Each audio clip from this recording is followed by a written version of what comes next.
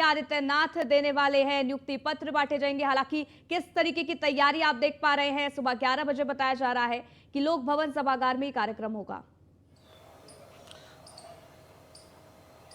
बिल्कुल। उत्तर प्रदेश में लगातार देखा जा रहा है कि उत्तर प्रदेश के युवाओं को रोजगार देने को लेकर के एक मुहिम चलाई जा रही है। चाहे कोई भी विभाग हो, मुख्यमंत्री ने साफ तौर पर कहा था कि विभागों से कि जो उनके यहाँ भर्तियां हैं उनको समायोजित करें, एक साथ सारी भर्तियां निकाली जाएं जिससे से ज्यादा युवाओं को रोजगार मिले। ये उत्तर प्रदेश जो पुलिस भर्ती निकली थी 2021-22 की भर्ती है और उसमें अब अंतिम चयन प्रक्रिया हो चुकी है। उसके बाद 1148 जो चयनित अभ्यर्थी हैं, जिसमें सब इंस्पेक्टर्स भी हैं, कुछ LIU इंस्पेक्टर्स भी हैं, इसके अलावा लिपिक भी हैं। तो ऐसे में उनको आज मुख्यमंत्री योगी आदित्यनाथ जो है नियुक्ति पत्र देंगे। 11 बजे जो है मुख्यमंत्री माफ कीजिएगा लोक भवन में पूरा कार्यक्रम होगा। इस दौरान कहीं ना कहीं उत्तर प्रदेश के तमाम अन्य वरिष्ठ जो पुलिस अधिकारी हैं, चाहे DGP हो, इसके अलावा ADG LO हो, तमाम अधिकारी मौजूद रहेंगे।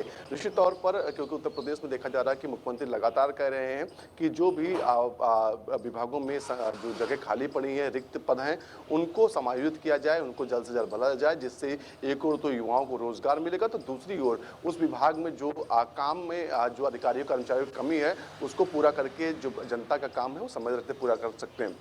निश्चित तौर पर आज मुख्यमंत्री योगी आदित्यनाथ 1148 जो पुलिसकर्मी हैं उनको नियुक्ति पत्र प्रदान करेंगे। जी चलिए अश्विनी, आप हमारे साथ बने रहिएगा क्योंकि आगे भी आपसे अपडेट लेते रहेंगे। किस तरीके से कार्यक्रम होगा उसकी हर एक तस्वीर अपनी जनता तक पहुंचाएंगे। आगे बढ़ते हैं, लखनऊ से खबर बताते हैं। अटल जल यात्रा का आज शुभारंभ होने जा रहा है। आपको बता दें कि जल शक्ति मंत्री स्वतंत्र देव सिंह इसका शुभारंभ करने वाले हैं।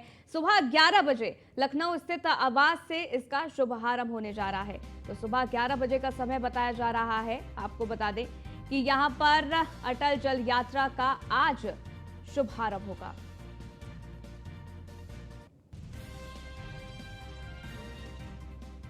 लखनऊ से खबर है कि आज कई दलों के नेता थामेंगे कांग्रेस का हाथ। जी हां, आपको बता दें कि प्रदेश कांग्रेस मुख्यालय में आज ज्वाइनिंग कार्यक्रम होने जा रहा है। बीजेपी, सपा और BSP के नेता कांग्रेस में शामिल होने जा रहे हैं।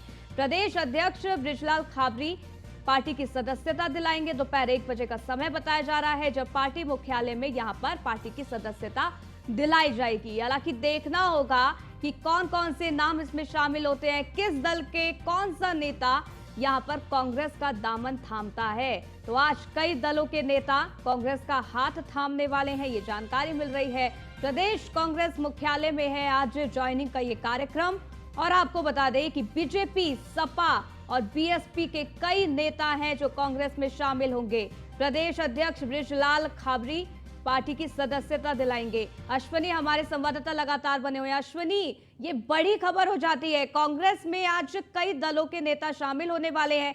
क्या किसी का नाम अभी तक उजागर हुआ है, सामने आया है कि कौन कौन से नेता जो कांग्रेस में शामिल हो सकते हैं? बिल्कुल 2024 का लोकसभा चुनाव अगले साल होना है और इससे पहले तमाम जो राजनीतिक पार्टियां वो सक्रिय हो गई। सभी अपनी जो दल है उसकी ताकत बढ़ाना चाहते हैं। भारतीय जनता पार्टी एक और जहां गठबंधन करने की तैयारी कर रही है, जहां छोटे छोटे दलों से गठबंधन कर रही है, वहीं दूसरी ओर वो तमाम जो दूसरी पार्टियों के वरिष्ठ नेता हैं जो अपने क्षेत्र में ताकतवर हैं उनको अपने साथ लाने की कोशिश में लगी हुई है। तो वहीं बसपा, सपा भी यही कर रही है। लेकिन कांग्रेस में भी अब कहीं ना कहीं जो है लोग जुड़ना चाह रहे हैं। देखा जा रहा है कि पिछले 1 महीने के अंदर तमाम राजनीतिक दलों के लोग जो हैं उन्होंने कांग्रेस से सदस्यता ली। हालांकि सदस्यता तो लेते हैं कांग्रेस में लोग, लेकिन उसका जमीन पर असर नहीं दिखता, क्योंकि जिस तरीके से चुनाव रहते हैं, चाहे 2019 का चुनाव देखिए, 2021-22 का चुनाव देखिए, इससे पहले के चुनाव 17 का चुनाव देखिए, कांग्रेस कुछ बेहतर परफॉर्मेंस नहीं कर पाई। कांग्रेस ने सारी हथकंडे अपनाए, उसके बाद भी उत्तर प्रदेश में उसका भला नहीं होने पाया। हालांकि एक बार फिर कांग्रेस सक्रिय होने की बात करती है, लेकिन जिस तरीके से उत्तर प्रदेश का कांग्रेस नेतृत्व है, चाहे उसके प्रदेश अध्यक्ष हों जो पूरी तरह से निष्क्रिय हैं, इतने बड़े बड़े मुद्दे होते हैं, कहा जाता है विपक्ष का काम होता है सड़कों पर उतरकर संघर्ष करना और जनता के हितों को, जनता की आवाज को उठाना। लेकिन कांग्रेस का जो शीर्ष नेतृत्व है उत्तर प्रदेश के अंदर वो एकदम सोया हुआ है, सिर्फ और सिर्फ कागजी कार्रवाई कर रहा है, दफ्तर में बैठ के मीटिंग्स करता है, जमीन पर दिखाई नहीं देता। तो ऐसे में अगर जो लोग आज ज्वाइनिंग कर भी रहे हैं कितने कारगर होंगे ये तो आने वाला समय बताएगा। हालांकि अभी तक जो नाम है जो ज्वाइन कर रहे हैं उनके नाम नाम गुप्त रखे गए हैं। लेकिन जो पिछले इतिहास रहा है 1 महीने का देखें तो कोई बड़ा नेता कांग्रेस में शामिल नहीं हुआ है। तो ऐसे में कहीं ना कहीं, क्योंकि सभी राजनीतिक दलों के नेताओं को पता है कि कांग्रेस उत्तर प्रदेश में इस समय गर्त में है, साथ ही केंद्र में भी संभावनाएं उसके ना के बराबर हैं, तो कहीं ना कहीं कांग्रेस की ओर रुख नहीं कर रहे हैं। दूसरी ओर बसपा सपा की ओर जरूर भारतीय जनता पार्टी के जो नाराज नेता कर रहे हैं, क्योंकि उनको उम्मीद है कि कुछ आज नहीं तो कल कांग्रेस, माफ कीजिएगा, बसपा और सपा का कुछ उत्तर प्रदेश के हो सकता है, लेकिन कांग्रेस का अभी फिलहाल कुछ होने वाला नहीं। निश्चित तौर पर 1 बजे पूरा कार्यक्रम रखा गया। ब्रजलाल खापरी जो कांग्रेस के प्रदेश अध्यक्ष हैं, वो तमाम लोगों को आज का पार्टी ज्वाइन कराएंगे। जी बिल्कुल, क्योंकि ज्वाइनिंग का ये पूरा कार्यक्रम है कांग्रेस का रहने वाला है। हालांकि कौन कौन से नेता इसमें शामिल होते हैं ये तो देखना होगा, लेकिन अश्विनी, क्योंकि आपने भी जिक्र किया कि कांग्रेस की स्थिति उत्तर प्रदेश में ज्यादा ठीक नहीं है, हो सकता है कि बीजेपी सपा बीएसपी के ऐसे नेता कांग्रेस में शामिल हो जिनको या तो ये डर जो है वो सता रहा हो कि उनको टिकट नहीं मिलेगी, या फिर पार्टी में इतनी प्राथमिकता नहीं दी जा रही है। ये वजह शायद हो सकती है जिसके चलते जो कार्यकर्ता है इन तमाम दलों के, वो कांग्रेस में शामिल हो सकते हैं। बिल्कुल, कांग्रेस में शामिल होना तो अलग बात है, लेकिन जो जुझारू पार्टी के नेता होते हैं, जो अपने स्थानीय बेहतर नेता होते हैं, कभी कांग्रेस का हाथ दामन नहीं सब पकड़ना चाहिए, क्योंकि जिस तरीके से कांग्रेस की अपने वोट बैंक से जो मजबूत स्थिति थी वो छिटक रही है। लगातार देखा जा रहा है वोट बैंक का प्रतिशत जो है वो कम हो रहा है। पिछला देखिए चुनाव उठाइए, 2019 का चुनाव लोकसभा का हुआ, 1 सीट कांग्रेस के उत्तर प्रदेश में आई, वो भी सोनिया गांधी के सिर्फ। अगर 2022 में 2 सीटें सिर्फ आई हैं कांग्रेस की, तो ऐसे में कहीं ना कहीं सवाल उठते हैं कि कांग्रेस किस टिकट पर सीट चुनाव कौन लड़ चाहेंगे। अभी देखा गया चेयरमैन का चुनाव हुआ, माफ कीजिए, नगर निकाय चुनाव हुआ, उस दौरान में बेहतर परफॉर्मेंस नहीं कर पाई, लोग टिकट नहीं रहे थे कांग्रेस के टिकट के लिए लोग प्रत्याशी नहीं ढूंढ पा रहे थे पार्टी के लोग। तो ऐसे में कहीं ना कहीं सवाल, लेकिन अश्विनी, जिस तरीके से ये विपक्षी एकता की बात कर रहे हैं कांग्रेस पार्टी तमाम नेता, देखिए, लेकिन अगर इस तरीके से बीजेपी तो चलो समझ में आता है, लेकिन सपा और अगर बीएसपी के नेता शामिल होते हैं तो क्या उसमें सेंधमारी नहीं होगी? क्या उसमें विपक्षी एकता कैसे नजर आएगी फिर? बिल्कुल, अमूमन देखा जाता है कि जो लोग पूर्व पार्टियों में निष्क्रिय होते हैं और निष्क्रिय होने के बाद उनको पार्टी से बाहर का रास्ता दिखाया जा रहा, वो ज्यादातर लोग कांग्रेस में शामिल हो रहे हैं। तो ऐसे में कहीं ना कहीं आज भी उम्मीद है जो बसपा और सपा से निकाले गए लोग हैं वो शायद संभवतः कांग्रेस का हाथ थाम सकते हैं। थोड़ा सा इंतजार करना पड़ेगा, 1 बजे स्थिति स्पष्ट हो कि आखिर कौन कौन से वो लोग हैं, कौन कौन से वो चेहरे हैं, या कोई बड़ा चेहरा है जो कांग्रेस में शामिल हो रहा है। जी बिल्कुल, देखना होगा कि क्या कोई बड़ा चेहरा तो कांग्रेस में शामिल नहीं हो रहा है। हालांकि देखना होगा कि कौन कौन से नेता किन किन के नाम इसमें शामिल होते हैं। बहुत बहुत शुक्रिया अश्विनी, हमारे साथ जुड़ने के लिए, तमाम जानकारी हम तक साझा करने के लिए। आगे बढ़ते हैं। केंद्रीय मंत्री स्मृति ईरानी का आज अमेठी का दौरा है। जनसंवाद विकास यात्रा में कार्यक्रम में वो शामिल होंगी। इसके साथ ही सुबह 11 बजे आपको बता दें कि बेचूगढ़ में जनसंवाद विकास यात्रा है जिसमें वो शामिल होने वाली है। दोपहर 12 बजे हुसैनगंज कला में जनसंवाद विकास यात्रा है जिसमें वो शामिल होंगी। दोपहर 1 बजे लाला का पुरवा में जनसंवाद विकास यात्रा है। दोपहर 2:45 पर गुंगे मऊ में जनसंवाद विकास यात्रा होगी। दोपहर 3:45 पर मंगौली में जनसंवाद विकास यात्रा होगी। वहीं शाम की बात कर ली जाए, शाम 4:45 पर आपको बता दें कि लखनीपुर में जनसंवाद विकास यात्रा होनी है। शाम 5:45 पर मंगरौली में जनसंवाद विकास यात्रा होनी है। शाम 6:45 पर रामलीला मैदान में जनसंवाद विकास यात्रा होगी। वहीं शाम 7:45 पर BHEL गेस्ट हाउस पहुंचेगी स्मृति ईरानी। तो आज देखिए कई ऐसे कार्यक्रम जिसमें एक कर स्मृति ईरानी जो है वो शामिल होने वाली है। तो अमेठी का ये बेहद खास और महत्वपूर्ण दौरा है। हालांकि इससे पहले भी वो इस तरीके के दौरे कर चुकी है। जनसंवाद विकास यात्रा में कार्यक्रम में वो शामिल होने वाली है जिसमें वो जनता तक पहुंचेगी, जनसंवाद वो करेंगी। तो यहाँ पर जनसंवाद विकास यात्रा है और कितने बजे कहां पर ये यात्रा होनी है उसकी लगातार जानकारी आप तक पहुंचा रहे हैं। हालांकि आपको बता दें कि दोपहर 2:45 पर गुंगे मऊ में जनसंवाद विकास यात्रा होनी है जिसमें स्मृति ईरानी शामिल होगी। वहीं PFI का सक्रिय सदस्य मुनीर आलम को एटीएस ने अरेस्ट कर लिया है। आपको बता दें कि यूपी एटीएस ने मुजफ्फरनगर रेलवे स्टेशन से इसकी गिरफ्तारी की है। पीएफआई पर प्रतिबंध लगाने के बाद से हिडन एजेंडे पर यहां पर काम ये मुनीर कर रहा था। पश्चिमी यूपी में पीएफआई को मजबूत करने की मिली थी जिम्मेदारी। पीएफआई की एडहॉक कमेटी का सदस्य भी मुनीर आलम रहा है। पूर्व में गिरफ्तार मौलाना सादाब के संपर्क में आने पर बना था पीएफआई का सदस्य। 2015 से पीएफआई के लिए सक्रिय तौर पर काम कर रहा था ये मुनीर को पीएफआई से की जाती थी फंडिंग। आपको बता दें कि प्रतिबंध के बाद मुनीर आलम पीएफआई के प्रचार प्रसार में लगातार लगा हुआ था। अब यहां पर एटीएस टीम को बड़ी सफलता हाथ लगी है और यहां पर मुनीर आलम को गिरफ्तार कर लिया गया है, अरेस्ट कर लिया गया है। पूछताछ की जाएगी और इसके साथ कितने लोग शामिल हैं, कितना बड़ा ये गिरोह है, इसके बारे में जानकारी यहां पर जुटाई जाएगी। एसके वाजपेयी हमारे संवाददाता जुड़ गए, जानकारी उनसे लेते हैं। एसके, एटीएस को यहां पर बड़ी कामयाबी हाथ लगी है। मुनीर आलम जो कि लगातार पीएफआई के लिए प्रचार प्रसार कर रहा था, उसकी गिरफ्तारी हो गई है। अब फिलहाल क्या पुलिस की तरफ से इसे पूछताछ की गई है, क्या निकलकर सामने आया है?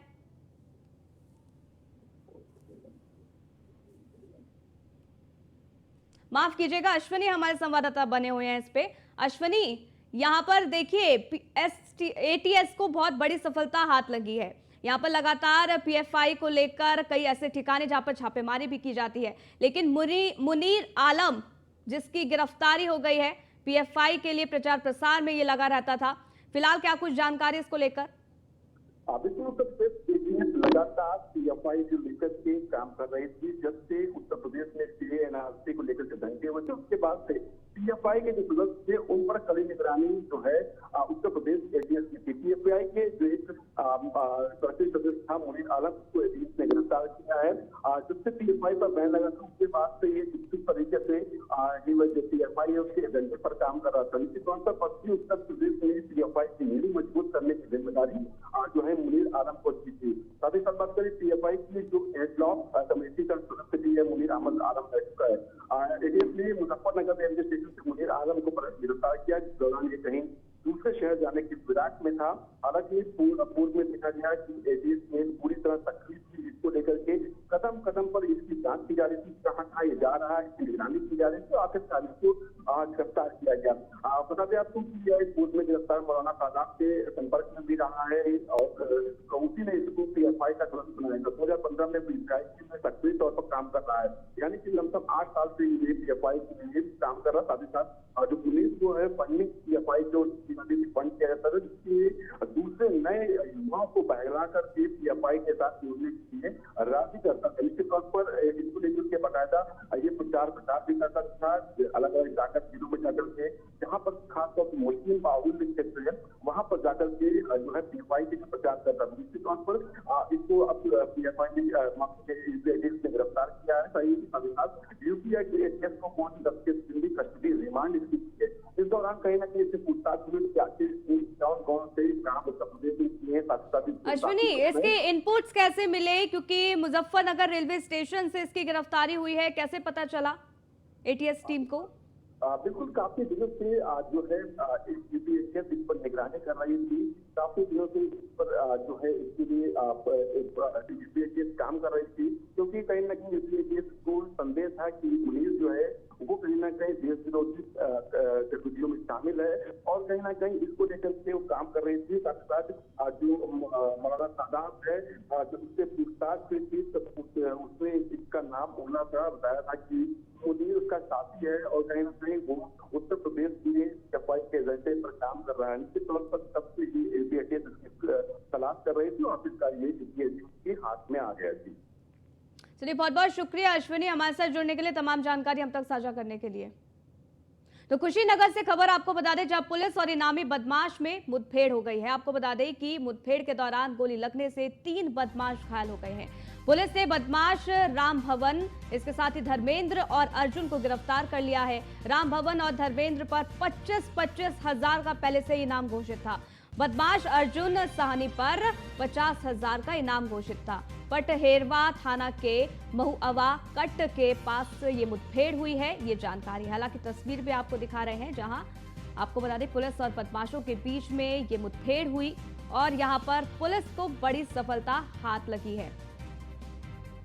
डीके हमारे संवाददाता जुड़ गए ज्यादा जानकारियों से लेते हैं। डीके, किस तरीके से मुठभेड़ ये हुई है और क्या कुछ जानकारी अभी फिलहाल निकलकर सामने आ रही है इन तीनों ही अपराधियों के लिए? जी देखिए, कुशीनगर जनपद के पटेरवा थाना क्षेत्र के महुआ कट के पास से आज सुबह तड़के जो है कि पुलिस और बदमाशों के बीच में ये मुठभेड़ हुई। हालांकि बताया ये भी जा रहा है ये जो तीनों बदमाश थे बहुत साथी किस्म के थे और इनके खिलाफ जो है कि एक जो बदमाश था ये अर्जुन साहनी, इसके खिलाफ जो है कि गोरखपुर पुलिस 50,000 का इनामिया घोषित की थी इसको और इसकी तलाश कर रही थी। बताया ये भी जा रहा है कि इसके अलावा कुशीनगर, देवरिया, महाराजगंज और गोरखपुर में लगभग दर्जनों मुकदमे इसके खिलाफ जो है कि हत्या के प्रयास के अलावा चोरी, धोखाधड़ी जैसे तमाम इसके खिलाफ मुकदमा दर्ज थे। तो दूसरा जो अपराधी था रामभवन, इसके खिलाफ 25,000 का इनामिया जो है था और कुशीनगर जनपद में लगभग कई आधा दर्जन ऐसे थाने हैं जहां पे इसके खिलाफ हत्या के प्रयास और धोखाधड़ी जैसे तमाम आपराधिक मुकदमे दर्ज थे। और तीसरा जो अपराधी था वो जो है कि धर्मेंद्र जो था, इसके ऊपर भी कुशीनगर पुलिस 25,000 का इनामिया इसे घोषित की थी और लगभग आधा दर्जन से अधिक इस तरह के जो है कि मामले में ये भी वांछित चल रहा था। हालांकि कुशीनगर पुलिस इसकी जो है कि तलाश कर रही थी और आज तड़के जैसे जो है कि मुखबिर से सूचना मिली कि ये जो है कि बिहार जाने वाले हैं और किसी जो है कि बड़े आपराधिक घटना को अंजाम देने वाले हैं, इस पर जो है कि तत्परता दिखाते हुए खुद पुलिस अधीक्षक जितेंद्र सिंह काल्ला के नेतृत्व में ये जो है कि पूरी पुलिस टीम जो है कि पटेरवा थाना के जो महुआ कट है नेशनल हाईवे के समीप वहां पहुंचती है और घेराबंदी की। उसके जवाबी कार्रवाई में इन लोग पुलिस टीम भी जो है कि जब इनके ऊपर फायरिंग की तो ये तीनों बदमाश जो है घायल हो गए। हालांकि पुलिस इनके पास से लगभग 61 एटीएम कार्ड बरामद किए हैं, 40,000 रुपए नगद भी बरामद किए हैं, 2 पिस्टल बरामद किए हैं और 2 मोटरसाइकिल के अलावा कई अन्य सामान ऐसे बरामद किए हैं जो चोरी के थे और जो इस तरह की आपराधिक घटनाओं में प्रयुक्त होते थे। इन सारी चीजों को पुलिस बरामद की है और इनका जो है कि अन्य जो आपराधिक इतिहास है उसे भी पुलिस खंगालने का जो है कि प्रयास कर रही है कि आगे किस तरह के एक घटना को अंजाम देने के फिराक में थे और आगे क्या क्या चीजें जो है कि करने वाले थे और इनके गैंग से जुड़े हुए और कौन कौन से जो है कि बदमाश है और इनका मेन सरगना क्या है, इस पर जो है कि कुशीनगर पुलिस खुद जो है कि तत्परता दिखा रही है। हालांकि बताया भी जा रहा है कि कुशीनगर जनपद के तमकी राज, पटेरवा के अलावा पडौना, कोतवाली, हाट खड्डा और हनुमानगंज और जटहा बाजार की पुलिस और जिले के स्वाट टीम भी और सर्विलांस टीम सारी जो है कि संयुक्त रूप से ये कार्रवाई की है। जी, क्या ये तीनों डीके एक ही साथ जो तमाम अपराध हैं वो क्या करते थे और क्या ये पता चल सका है कि इन तीनों के साथ और भी लोग हैं जो शामिल हैं जिनकी तलाश में फिलहाल पुलिस जुटी हुई है? जी जी, कहीं ना कहीं जो है कि जो ये मेन जो अर्जुन साहनी नाम का जो अपराधी था, इसका गोरखपुर, देवरिया, महाराज कुशीनगर में जिस तरह से इसके आपराधिक इतिहास थे उस तरह से ये कयास लगाया जा रहा है कि ये जो अन्य जो अपराधी थे धर्मेंद्र और राजभवन, इनका जो है कि कहीं ना कहीं इनसे जो है कि तार जुड़ा हुआ था और ये इससे मिलके जो पूरे आसपास गोरखपुर मंडल के जो भी जनपद थे वहां पे आपराधिक घटनाओं को अंजाम दिया करते थे।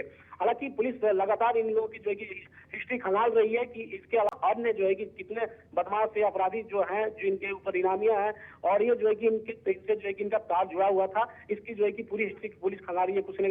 कुशीनगर पुलिस इनके खिलाफ कार्रवाई करने के लिए एकदम आगे बढ़ रही है जिससे कोई कुशीनगर में इस तरह की आपराधिक घटना न हो सके। हालांकि लगातार पुलिस के द्वारा इस तरह के आपराधिक घटना के अंजाम देने वाले अपराधियों के खिलाफ लगातार कार्रवाई की जा रही है। मुठभेड़ हो रहा है, मुठभेड़ में हालांकि बदमाश घायल भी हो रहा है और लगातार इस तरह की कार्रवाई कर रही है कुशीनगर पुलिस। ठीक है, ठीक है, जो भी अपडेट होगी इस पूरे मामले पर हम तक पहुंचाना। फिलहाल के लिए बहुत बहुत शुक्रिया हमारे साथ जुड़ने के लिए और ये जानकारी हम तक साझा करने के लिए।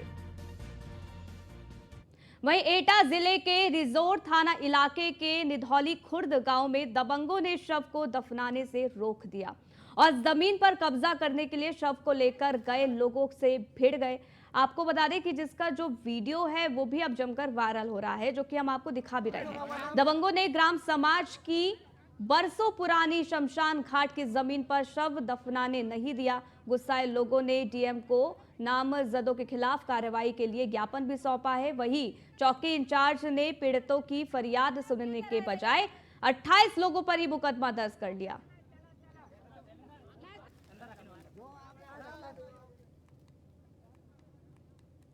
वहीं उन्नाव जिलों में है, आपको बता दें कि उन्नाव जिले में है एक ऐसा गांव जहां मक्खियों का आतंक है।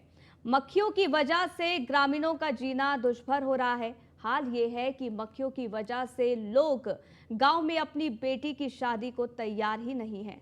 अब ये रिपोर्ट देखिए।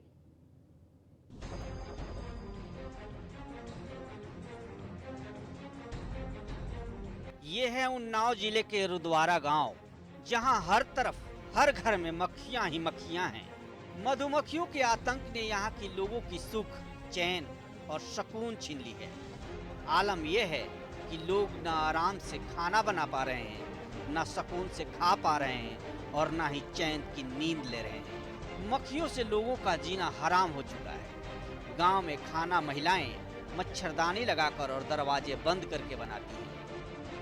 खाना भैया मच्छरदानी से लगा के बनाते हैं, हुसका के बयानन से डुला के बनाते हैं, खाना बना के धर देते हैं, तब घर में बक्सा पर धर के तब देते हैं बच्चन को खाने को, कबाड़ा बंद करके। कपड़ा ओढ़ा के बर्तन रखते हैं, ढकते हैं, पानी रखते हैं तो पानी में मच्छी गिर जाती हैं। सवेरे खाना खाए बैठे थरिया मैंने 3 मच्छी पड़ गई, मच्छी उठा कर फेंक दिन, बकरी खाना दे दिन।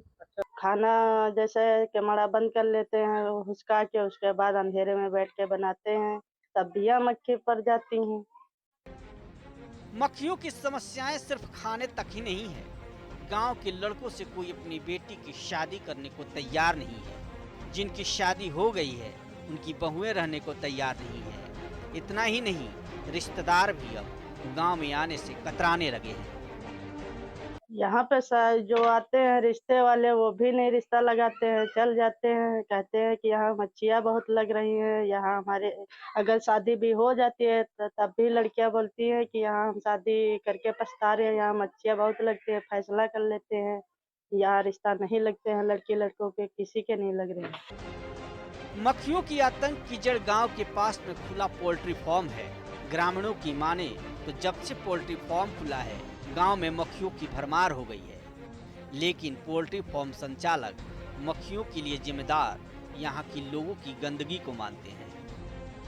उनके मालिक से बात हुई है भैया, तो कहते हैं कि आप तुम्हारी गाय भैंसिया की वजह से गंदगी है, वही से तुम्हारी मक्खी है, हमारे मुर्गी फार्म से मक्खी नहीं जाते हैं। और अपना देखिए, अपने दवा मंगा के अपने हाथे दवा डालो। दवा मांगने जाते हैं तो कहते हैं हमारे यहाँ दवा नहीं है, और उसकी बाद जो दवा डालने भेजते हैं तो अपने लेबरों से कहते हैं कि जबरदस्ती साइन करा के लाओ, वीडियो बना के लाओ मोबाइल तेरे। गांव में मक्खियों के चलते बच्चे बीमारी का शिकार हो रहे हैं। ग्रामीणों ने कई बार इसकी शिकायत की, लेकिन अब तक किसी ने संज्ञान नहीं लिया। हाँ किया है तो वो जाते नहीं है। सब लोग यहाँ के गए हैं, हज तहसील गए हैं, लेकिन वहाँ कोई काम नहीं हुआ है। वहाँ से बोल देते हैं कि चलिए और घूस दे देंगे। मैडमिया जो है घूस दे देते हैं मुर्गी फार्म वाले। मैडम का नाम क्या है जो घूस देती हैं और पैसे दे देती हैं? उसका नाम हमें नहीं पता है। नाम नहीं पता। इस बाबत जब मुख्य विकास अधिकारी से सवाल पूछा गया तो उनका कहना था कि मामला संज्ञान में आया है, जांच के आदेश दिए गए हैं, रिपोर्ट के आधार पर एक्शन लिया जाएगा। जैसा कि आपने अभी बताया कि ये पहली बार संज्ञान में लाया गया है मेरी मैटर, तो मैंने एसडीएम हसनगंज को इसके लिए निर्देश दिए हैं और उनकी जांच रिपोर्ट आ जाए तो उस हिसाब से कार्रवाई इसमें की जाएगी। अगर ये कहें कि कहीं मक्खियों की वजह से सैकड़ों लोगों की शादी टूट गई है, इतना ही नहीं, अब जिन लोगों की शादी हो भी चुकी है उनकी पत्नियां ससुराल छोड़कर मायके चली गई हैं। जी बिल्कुल ये सच है, क्योंकि नवाबगंज के रुद्वारा गांव के कुछ ऐसे ही हालात हैं। वहां पर लाखों तादाद में आई हुई मक्खियों ने लोगों का रहना दुश्वार कर दिया है। आलम यह है कि वहां के लोग 2 टाइम का भोजन मच्छरदानी के अंदर बैठकर करते हैं। इतना ही नहीं, वहां के लोगों में लगातार फैलती बीमारियों को लेकर कई बार टीमों ने गांव के सैकड़ों लोगों का इलाज किया है, लेकिन जिला प्रशासन पास ही बने अमन पोल्ट्री फार्म पर कार्रवाई करने की हिम्मत नहीं जुटा पा रहा है, क्योंकि इस अमन पोल्ट्री फार्म की लापरवाही के चलते और उसकी गंदगी के चलते ये मक्खियों का हमला कई गांवों पर हुआ है।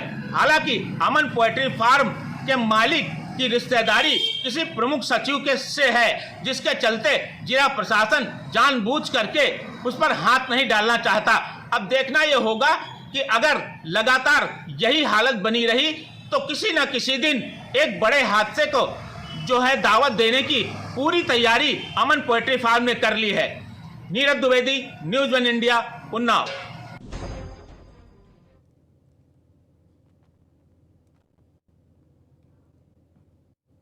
तो इस बुलेटिन में फिलहाल के लिए बस इतना ही, रुकेंगे एक छोटे से ब्रेक।